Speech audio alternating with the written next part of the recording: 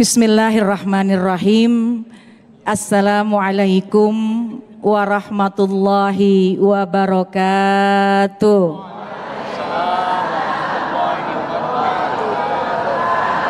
Alhamdulillah. Alhamdulillahilladzi ja'alana wa iyyakum minasyakirin as-sabirin. Wassalatu wassalamu ala sayyidina Muhammadin wa ala alihi wa ashabihi ajma'in, amma ba'du. Izin guruku Ustadz Solmed, saya ingin menyapa jamaah yang ada di hadapan kita.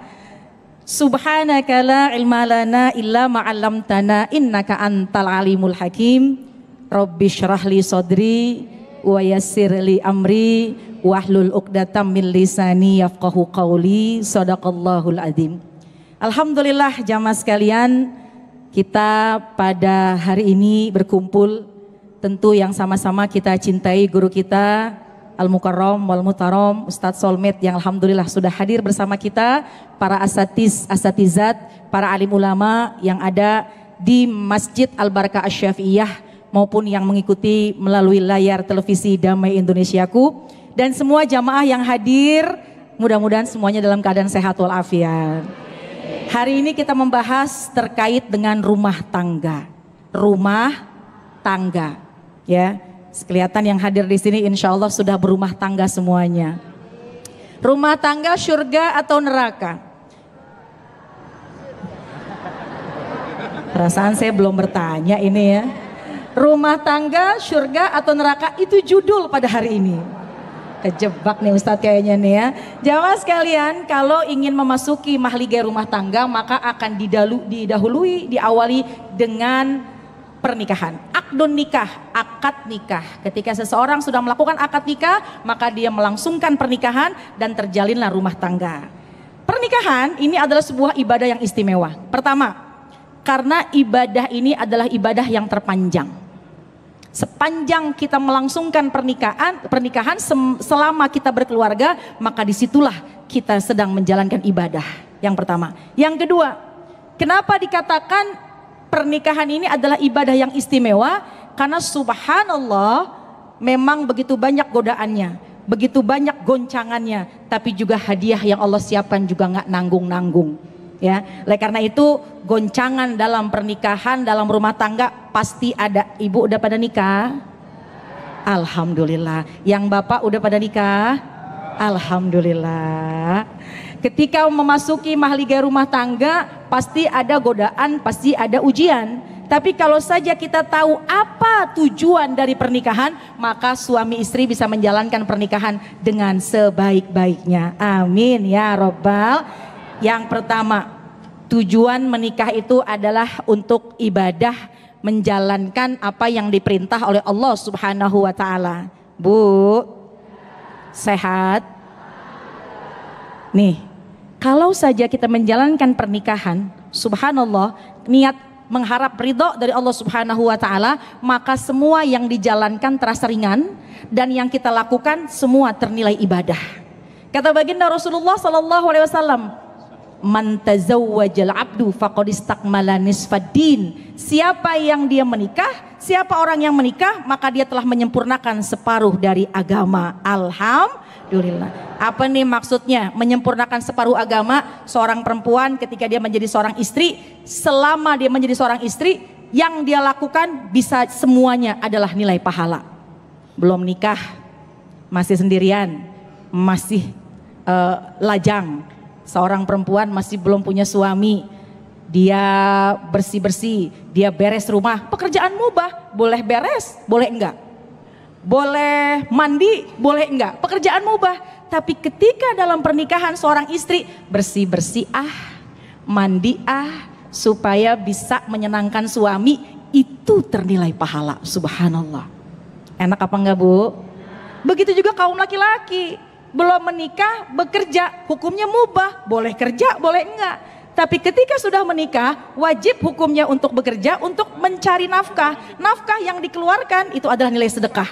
Dan langkah demi langkah dari seorang suami ketika dia mau keluar mencari nafkah, dia bekerja, pergi pulang, jihad fisabilillah, dijaga, dipelihara oleh Allah Subhanahu wa taala. Itu perumpamaan orang yang menikah sudah menyempurnakan separuh agama karena begitu mudah untuk mendapatkan nilai pahala yang besar di sisi Allah Subhanahu.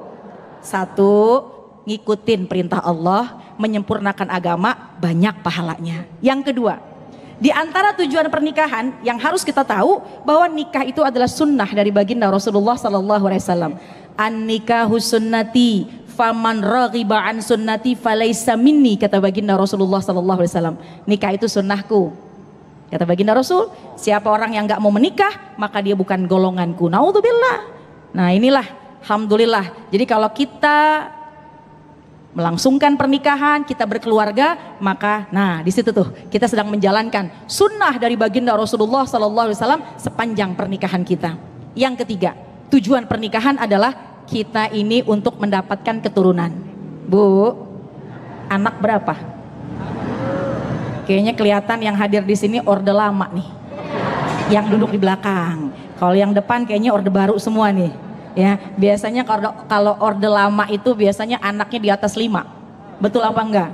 Atau bahkan ada yang 10, ada yang selusin, ada yang selusin setengah.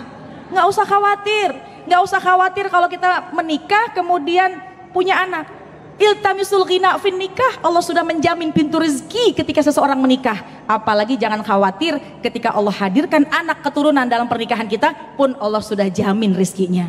Bahkan kata baginda Rasul nih mengatakan kepada kita umatnya, tanakahu ya ummati, wahai umatku, tanakahu takatsaru fa inni mubahim bikumul umam yaumal qiyamah. Wahai umatku, menikahlah kalian, banyakin anak keturunan kalian. Fa inni mubahim bikumul umam yaumal qiyamah, aku bangga dengan banyaknya nanti umatku di hari kiamat. Jadi nih bulan Rabiul Awal, kalau kita ingin memberikan yang terbaik untuk baginda Rasulullah sallallahu alaihi wasallam, yuk banyakin anak. Yang banyak yang belum punya tambahin lagi, yang belum punya jadi ada, yang masih dikit tambahin lagi, insya. Itu diantara cara kita menyerahkan, mempersembahkan anak kita, didik dengan didikan yang terbaik, kenal Allah, kenal Rasul, sehingga itulah persembahan kita kepada baginda Rasulullah sallallahu alaihi. Kemudian yang selanjutnya, apa diantara tujuan pernikahan kita? Litaskunu ilaiha wa ja'ala bainakum mawaddatan warahmah. Tujuan nikah tenang, ada pendamping, teman cerita, lagi sedih cerita, punya masalah cerita, nggak punya duit minta, ya subhanallah, untuk kedamaian. Aduh, berbahagia ada pendamping di rumah. Litaskunu ilaiha, untuk mendatangkan kedamaian. Litaskunu ilaiha wa ja'ala bainakum mawaddah, nanti dengan kedamaian akan timbul rasa cinta, warahmah, dan akan ada sayang di antara keduanya. Terakhir saya mau tanya, Ibu pengen tahu di mana level pernikahan ibu, sakinah, mawaddah atau rahmah, bagaimana cara ibu memandang pasangan? Saya mau tanya, ibu kalau mandangin suami di rumah lagi tidur, rasa dalam hati sayang, cinta, apa ngenes?